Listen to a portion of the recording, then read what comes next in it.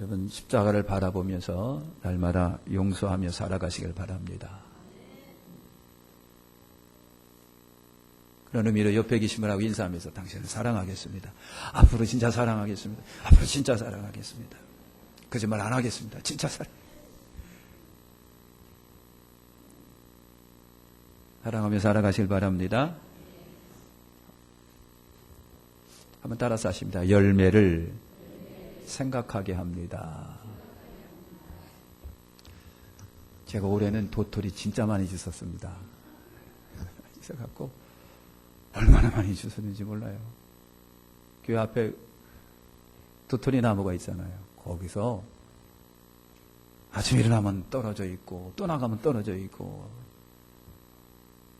그래서 묵 해서 먹었어요. 여러분 드릴 만큼 양은 아닌 것 같아가지고 저 혼자 먹었습니다. 조금 부족하지만 감사하고 먹었습니다. 그래서 도토리 한번 잔치 좀 해야 될 것 같은데 도토리 모아둔 분 갖고 오세요. 우리 식사 시간에 한번 점심 시간에 한번 해먹게. 참 도토리 많이 밤도 많이 주워서 먹어봤습니다. 올해는요 이렇게 풍년인 것 같습니다. 각종 열매가 얼마나 풍년인지 몰라요. 그래도 가을은 뭐니 해도 돈이라고 하려고 그랬었지요. 열매입니다. 가을은 열매예요. 가을은 열매. 여러분 가을이란 계절은요 우리에게 주는 교훈이 참 많아요. 가을이라고 하는 계절. 역시 가을은 열매인데 겨울은 고독을 생각을 하게 하고 봄은 희망을 생각하게 합니다. 여름은 뭐예요? 왠지 모르게 기대감을 우리에게 막 주잖아요. 가을은 자지간 여러분이 열매 맺는 계절로서 성숙함을 우리에게 줍니다. 그냥 가을은 그냥 좋은 거예요. 전 가을 남자는 아닌데 그냥 가을 좋은 것 같아요. 가을은 좋은 것 같아요. 그래서 가을에는 여유와 풍족과 우리에게 여러분 넉넉함을 주잖아요. 열매가 없는 가을 생각을 해보세요. 열매가 없는 가을은요 정말 상상할 수가 없어요. 열매라고 하는 것만 생각하면 그렇지만 가을 뒤에 겨울이 있다라고 하는 것을 생각하면 몸서리 쳐지게 열매가 없으면 불안한 거예요. 열매가 없으면 여러분 불안한 거예요. 가을은 겨울을 생각하고 그래서 겨울을 준비하는 여러분 계절 아닙니까? 그래서 가을에 열매가 없으면 그래서 더욱더 절망적인 거예요. 지금은 영적으로 가을입니다. 사랑하는 성도 여러분, 영적인 겨울이 오기 전에 풍요로운 영적인 열매 많이 맺으시길 바랍니다. 맺으시길 바라는 거예요. 금방 말씀드린 것처럼 열매 없는 가을, 겨울을 생각할 때 불안한 거예요. 그래 여러분 겨울, 영적 겨울을 생각하면 오늘 여러분에게 열매가 없으면 불안하지. 여러분 열매를 많이 맺으시기를 예수님의 이름으로 축원합니다. 누가복음 13장 6절과 9절에 보면 포도원에 무화과나무를 심은 농부가 있었다 그랬어요. 무화과나무를 심어놓고 1년 기다렸어요. 2년 기다렸어요. 3년 기다렸어요. 열매가 없는 거예요. 그러니까 농부가 화가 났어요. 내가 너를 여기다 폼으로 심어놓은 건 아니고 열매를 거두기 위해서 심어놓는데 세월이 흘러도 열매를 못 맺으니까 이거 찍어버려라. 이거 땅만 차지하고 소용없으니까 찍어버려라. 찍어버려라. 죽이라는 얘기죠. 소용없으니까. 열매 없는 무화과나무는요 버림받을 운명에 처해지게 되는 겁니다. 인생은 안 그럴까요? 여러분 인생은 안 그렇습니까? 예수님께서 교훈하십니다. 도끼가 나무 뿌리에 놓였으니까 열매 맺지 아니하는 나무마다 찍어버리리라. 찍어버리리라. 가을에 열매가 없으면 겨울에 찍힘을 당하는 거예요. 무화과를 심었을 때에 풍성한 잎을 기대하지는 않습니다. 잎이 풍성하니까 아우 너무 좋아. 아니에요. 아무리 그래도 열매예요. 꿀같이 단 열매를 바라보면서 무화과를 여러분 심는 거예요. 농부들이 봄에 심고 무더운 여름에 땀 흘리며 가꾸는 목적이 뭐예요? 열매지요. 헛수고하고 땀 뻘뻘 흘리면서 그냥 심어놓고 풀같이 심어놓고 여름, 가을에 아무것도 거두는 것이 없다고 한다면 그게 뭐예요? 희망이 있고 기대가 있을 때에 좋은 거 아니에요? 자식들 공부시키는 것은 희망과 기대가 있기 때문에 그런 거예요. 근데 얘를 보니까 처음부터 싹수가 노래. 그러면 부모는 절망에 빠지는 거예요. 그러면서 아무것도 하고 싶지가 않은 거예요. 기대가 없기 때문에. 얘 키워놨으면 뭐 하는데. 희망이 없고 기대가 없는데. 그러니까 목표를 잃어버리는 거예요. 삶의 의미가 상실이 되는 거예요. 그때 부모는 기쁨을 잃어버리는 거잖아요. 사랑하는 성도 여러분, 열매입니다. 창조주 하나님이 우리를 향하여 기대하는 것은요, 잎이 아닙니다. 열매예요. 열매를 기대하고 수고를 농부들은 하는 겁니다. 그런 거로 열매 맺는 것이 그렇게 소중하고 중요해요. 예수님의 희생이 우리에게 열매를 기다린다는 무언의 충고를 우리에게 주는 겁니다. 그러나 열매를 맺되 좋은 열매를 맺으시기를 축원합니다. 좋은 열매. 탐스러운 열매를 맺어야 돼요. 국적으로 말하면 쭉정이가 아니라 알곡이에요. 쭉정이가 아니라 알곡.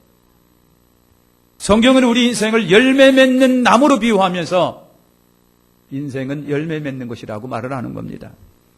가을은 성숙해지는 계절이에요. 성숙이라고 하는 것이 뭐겠어요? 열매가 클 대로 커서 익은 것을 말합니다. 클 대로 커서 익은 거, 완전히 여러분 발육한 것을 말해요. 가을철을 맞이해서 좀 더 성숙한 성도가 되시기를 예수님의 이름으로 축원합니다. 육체적 성숙도 성숙이고 정신적 성숙도 성숙이지만 더 중요한 건 신앙의 성숙, 영적인 성숙이에요. 영적인 성숙. 우리가 생각하고 말하려고 하는 것이 영적 성숙이에요. 영적인 성숙. 히브리서 5장 13, 14절에 대저 젖을 먹는 자마다 어린아이니 의의 말씀을 경험하지 못한 자요 단단한 식물은 장성한 자의 것이니 저희는 지각을 사용함으로 연단을 받아 선악을 분간하느니라. 고린도전서 3장 1절에 바울 사도는 고린도 교회를 향해서 형제들아 내가 신령한 자들을 대함과 같이 너에게 말할 수 없어서 육신에 속한 자 곧 그리스도 안에서 어린아이를 대함과 같이 하노라. 바울 사도가 고린도 교회를 향하여 성도들을 향하여 내가 당신들을 애처럼 대할 겁니다. 그 말입니다. 왜 애처럼 대합니까? 어른처럼 대해야 되는데 왜? 하는 짓이 애니까. 하는 짓거리가 애니까. 그래서 밥으로 먹이지 아니하고 내가 젖으로 먹인다 그랬어요.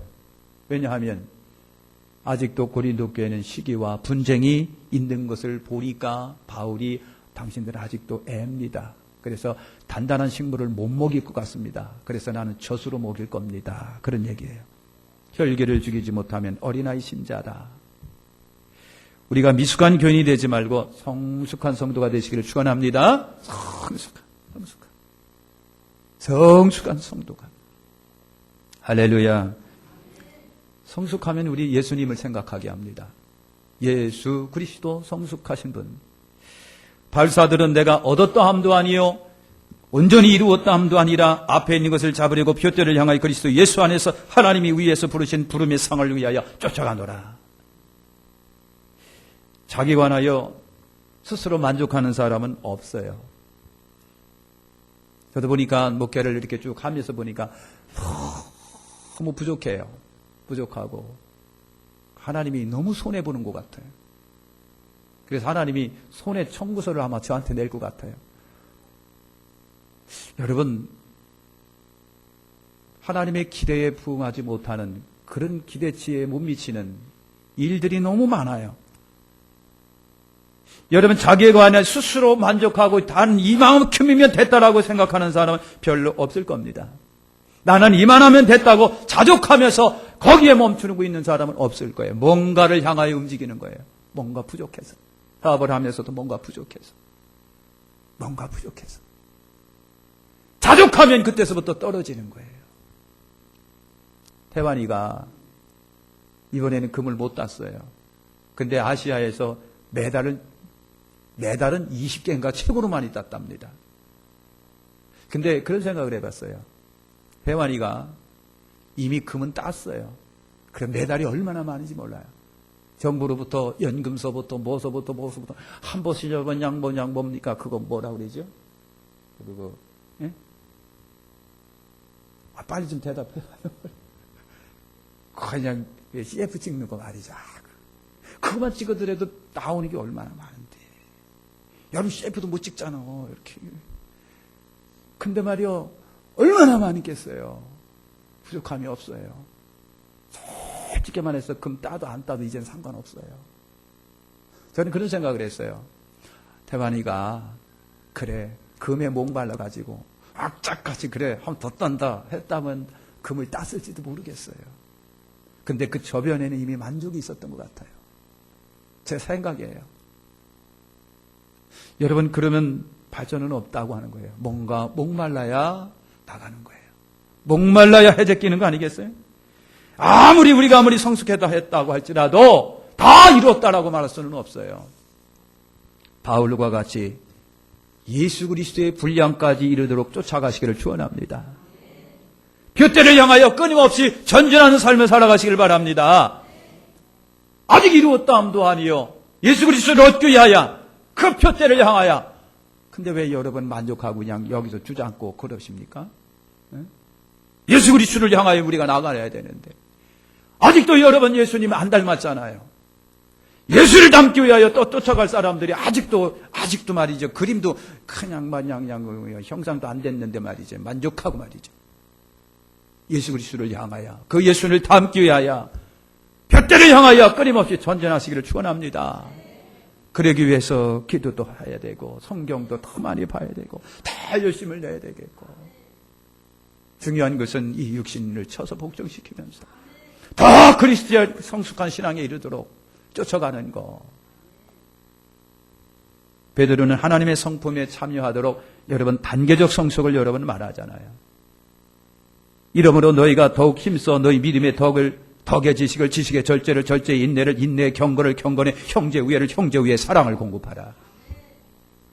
더하고 우리의 신앙이 단계를 밟아 올라가시기를 바라는 겁니다. 오늘 여러분들이 베드로와 바울의 정신을 가지고요.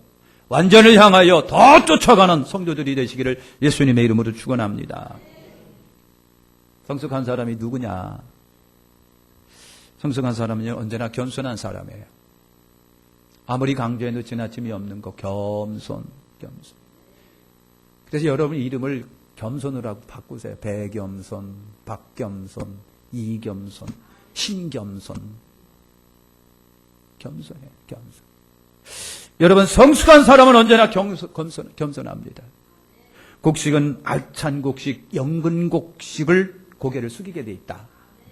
그렇잖아요. 당연하잖아요. 눈에 가보면 여러분 벼가들이 지금 이제 고개를 숙이고 있어요. 고개 숙이고 있어요. 근데 피라든가 가라지든가 이런 것들은 아직도 그냥 빳빳하게 서 있는 것을 봐요. 그러면 지나다니다가도 저거 괘씸하네? 그런 생각이 들어요. 저거 뽑아버려야지. 남 논에 들어가서 뽑아볼 수는 없고 그냥 지나가는 거예요. 왜? 거기 빳빳 들고 있으니까 뽑아버리고 싶어요. 여러분, 미성숙한 성도도 마찬가지예요. 그러나 성숙한 성도는 항상 겸손하다고 하는 것을 아시길 바랍니다. 구약에서는 모세를 가장 위대한 사람으로 역임을 받고 있습니다. 이스라엘 사람들은요, 지금도 모세하면 최고입니다. 이 민족 속에 모세 같은 인물이 그때 이후로 또 없다고 하는 거예요. 앞으로도 없다고 생각하고 있어요. 위대한 모세예요. 모세 같은 이가 없어요. 민수기 12장 3절에 보니까 이 사람은 모세는 온유함이 지면의 모든 사람보다 승하도다. 지도자니까 알력도 있고 권세력도 있고 막 그냥 카리스마도 있고 막 있을 거라고 생각해서 까불면 까불지 마 할 것 같아요. 그런데 모세는 온유함이 지면의 모든 사람보다 승하도다 그랬어요. 온유했대요. 부드러운 사람이에요. 부드럽고 부드러운 사람이 오보세예요. 진토자는 온유함이 있습니다. 부드러운 사람이에요. 신약에서 바울 사도가 위대한 사람으로 우리가 늘 얘기를 하고 있습니다. 그런데 바울은 자신을 여러분 뭐라고 말합니까? 만삭되지 못한 자, 만삭되어 못하지 못하고 난 자 같고 그랬어요. 만삭되지, 8싹둥이, 7싹둥이라고 하는 거예요. 난 그런 조직밖에 안 됩니다. 죄인 중에 괴수라고 말을 합니다. 죄인 중에 1등이에요. 죄인 중에 1등. 나 같은 죄인의 괴수가 없다고 그랬어요. 모든 성도 중에 지극히 작은 자보다 더 작은 자라고 말을 합니다. 지극히 작은 자보다 더 작은 자. 겸손하시기를 축원합니다. 아마 성지순례를 한번 갔다 오신 분은 기억날 거예요. 예수 기념교회. 멋진데 들어가는 몸은 쬐끄만해요. 고개를 숙여야만 들어가는 그런 문이에요. 처음부터 그런 거는 아닌 것 같습니다. 세월이 지나면서 역사가 지나면서 외세들이 당당하게 말 타고 뻣뻣하게 교만하게 기념교회에 들어가는 모습을 본 사람들이 안 되겠다. 말 타고 뻣뻣하게 고개 들고 들어가는 거는 예수님 교회가 아니다. 그래서 문을 다 막아서 말 타고 못 들어가게 만들었어요. 그리고 허리 숙여야만 들어가도록 만들었습니다. 말 탄 자는 들어올 수가 없다. 무력자는 못 들어온다. 폭력자는 못 들어온다. 스스로 높이는 자는 못 들어온다. 낮아진 자만이 들어올 수가 있다. 겸손한 자만이 예수님을 만날 수가 있다. 그 말이에요. 겸손한 자만이. 이런 기독교의 미덕은 첫째도 겸손이고 둘째도 겸손이고 셋째도 겸손해요. 성숙한 성도들에게서만 볼 수 있는 것이 여러분 겸손해요. 성숙한 성도로서 우리 서로 겸손하시기를 축원합니다. 정숙한 사람은 여러분 사랑이 있습니다. 고린도전서 13장 13절 말씀같이 믿음, 소망, 사랑이 충만해야 돼요. 이 믿음, 소망, 사랑 기독교의 삼중덕이라고 그래요. 그 중에 제일은 사랑이다. 이 사랑 성도 여러분, 돈독한 믿음과 뚜렷한 소망과 그리고 뜨거운 사랑의 소유자가 되시기를 바랍니다. 제일 좋은 사람은 사랑의 사람. 여러분 제일 좋은 은혜도 사랑의 은혜. 그리고 은사 중에 은사도 사랑의 은사. 가장 좋은 성령 열매 역시 사랑의 열매. 마태복음 22장 30절 40절에 사랑은 모든 율법과 선자의 대강령이니라. 로마서 13장 8절과 10절에 보면 사랑은 율법의 완성이니라. 율법의 완성. 요한복음 13장 34절에 새 계명을 너에게 주니 서로 사랑하라. 여러분 사랑하는 성도들이 되시길 축원합니다. 사랑하시는 거예요. 입으로만 사랑하는 것이 아니라 애정도 보이고 관심도 보이고 붙잡아주고 끌어주고 위로해주고 격려해주고 텄토리도 쓰면 같이 나눠 먹고 이것이 사랑이라고 하는 거예요. 성숙해지는 비결이 뭘까요? 에스겔서 37장 1절과 10절에 보면 에셀고울짝에 마른 뼈들이 있어요. 그런데 그것들이 하나님의 말씀과 성령의 생기로 여러분 큰 군대가 돼서 움직입니다. 그래서 하나님의 말씀과 성령의 능력으로 오늘 우리는 다 성숙해질 수가 있습니다. 하나님의 말씀과 능력으로 성숙해지는 거예요. 성숙해지기 위해서 세 가지를 말씀드리고 마치겠습니다. 여러분 성경을 많이 읽으시기를 축원합니다. 많이 읽으시길 바랍니다. 여러분 영적 품이 있는 성도는 성경을 많이 알아야 돼요. 영적인 품위가 있는 여러분 되시길 바랍니다. 당신 교회 20년 다녔다면서 근데 이렇게 성경을 모르면 돼? 당신 머리 깡통이네. 그러지 마시고 여러분 성경을 많이 아시기를 축원합니다. 사도행전 17장에 보면 베레아 사람은 데살로니카에 있는 사람보다 더 신사적이어서 간절한 마음으로 말씀을 받고 이것이 그러한가 하여 날마다 성경을 상고함으로 그중에 믿는 사람이 많고 또 헬라의 귀분인과 남자가 적지 아니했다. 여러분 성경 말씀을 깊이 많이 알면 인생이 상담자가 됩니다. 거짓말이 아니고요. 진짜 상담자가 되고요. 성경을 많이 알면 인생이 안내자가 됩니다. 그런 분하고 제가 생각할 때는요, 이렇게 하는 게 좋을 것 같아요 하면서 성경 이야기가 나옵니다. 내가 만화를 봤는데 그렇더라고. 아니에요. 성경을 보니까, 내가 성경을 많이 읽어보니까 성경 속에 지혜가 생겨지게 되고 아이디어가 생겨지는 거예요. 성경 속에서 지침이 생겨지게 되는 거예요. 그래서 성경을 많이 알면 인생의 조언자가 되는 거예요. 조언자가 돼요. 3대 새끼 밥을 막 자사 먹듯이요, 영혼의 양식도 많이 드세요. 어제는 왔다 장보리를 안 해갖고 제가 조금 더 슬펐습니다. 아부하는 바람에 왔다 장보리를 안 하더라고. 오늘은 할라나? 여러분, 그래요. 3대 새끼 꼬박꼬박 열심히 밥 찾아 드시는 여러분들이요, 성경 하나님의 말씀도 잘 드시길 바랍니다. 그 다음에 성령 안에서 기도를 많이 하시길 바랍니다. 여러분, 많은 기도에 많은 은혜가 있어요. 기도 없는 교인은 늘 어린아이와 같은 거예요. 속이 강하지를 못하니까. 기도가 없으면, 기도가 많으면 영적인 파워가 생겨요. 거짓말 아닙니다. 기도가 많으면 내 영이 민감해지게 돼 있습니다. 기도가 많으면 관용의 사람이 됩니다. 기도 많이 하는 사람은요, 그렇게 모질지 않습니다. 기도 많으면 영적인 자신감이 막 내 속에서 여러분 생겨지게 됩니다. 기도 많은 사람은 절대로 시험에 들지 않습니다. 아무리 바람이 불고 누가 뭐라 그래도 절대 시험에 들지 않습니다. 기도 많으면 사람에게 두려운 존재가 아니라 귀신에게 두려운 존재가 되는 거예요. 귀신은 그 사람을 보면 도망가기 바쁜 거예요. 성령 안에서 기도를 많이 하시기를 축원합니다. 마지막 세 번째는 섬김과 봉사의 생활을 많이 하시는 거예요. 롱포드라고 하는 사람이 그런 말을 했더라고요. 부지런한 사람이 손으로 모든 것을 주물러서 황금을 만든다는 거예요. 부지런한 사람이 그래요. 다 현찮은 거, 폐품 이런 것도요, 부지런하고 아이디어 있고 지혜로운 사람은 쪼물딱 해가지고 다 뭔가를 만들어내는데 기가 막히게 가치 있는 것을 만들어내는 거예요. 그래서 보물을 만들어내는 거예요. 황금을 만들어내는 거예요. 부지런한 사람은 황금을 만들어낸다. 성경은 우리를 일하는 자로 비유하고 있어요. 그래서 로마서 13장 6절에 하나님의 일꾼, 야, 그리스도 예수의 일꾼, 복음의 일꾼, 부끄러움이 없는 일꾼, 계속해서 일꾼이라고 말하고 있는 거예요. 누구든지 일하기 싫거든 먹지도 말고. 신령한 일은 다른 것이 아니라 요한복음 6장 29절에 하나님이 보내신 자를 믿는 것이 하나님의 일이다. 여러분 그랬어요. 주님을 위하여 봉사하는 것이 주님의 일이다. 열심히 전도하는 거예요. 말씀 전파하라. 때를 어떤지 못 어떤지 항상 힘쓰라. 사람은 일을 해야 된다. 이런 거예요. 하나님의 은혜도 아무것도 안 하고 그냥 가만히 있다고 해서 은혜가 임하는 건 아니더라고요.